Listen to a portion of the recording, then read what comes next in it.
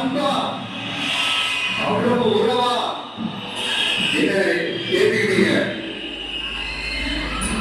இந்த நேரத்தில் நான் சொல்லணும், இந்த டிராவல்ல இந்த ப்ராசஸ்ல எனக்கு எவ்வளவோ கஷ்டங்கள், எனக்கு எவ்வளவோ அந்த அவமானப்படுத்துனதெல்லாம் ஒரு பக்கம் இருந்தாலும் எனக்காக கூட நின்ற உங்களுக்கும் அதே மாதிரி கஷ்டங்கள், அதே மாதிரி அவமானங்கள்,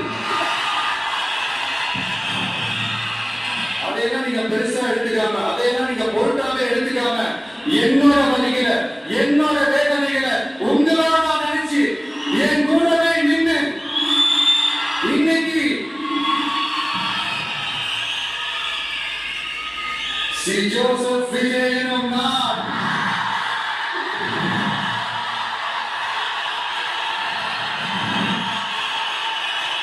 அதை உண்மையாக்கி இருக்கிறீங்க. உண்மையிலே எனக்கு என்ன சொல்றது எனக்கு தெரியல. என்னுடைய உறவுகளே, என்னுடைய சொந்தங்களே, நான் ஒரு தேவ தூதரமா கிடையாது. நானும் ஒரு இயல்பான ஒரு வாழ்க்கையை வாழ்ந்த ஒரு சாதாரணமான மனுஷன் தான்.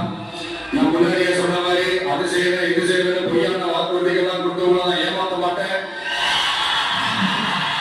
எது சாத்தியமோ அது மட்டும்தான் நான் செய்வேன்.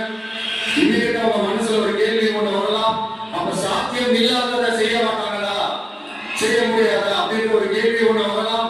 இத்தனை கோடி மக்கள் என் கூட இருக்கும் போது எது வந்தாலும் பாத்துக்கலாம், என்ன வந்தாலும் பாத்துக்கலாம் அப்படின்னு அந்த கான்பிடன்ஸ் என் மனசுல இருக்கு.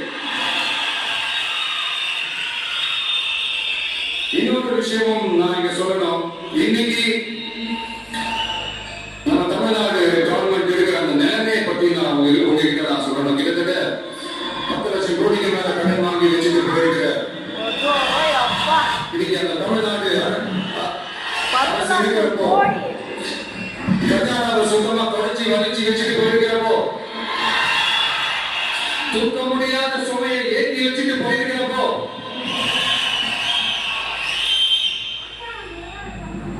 அப்படிப்பட்ட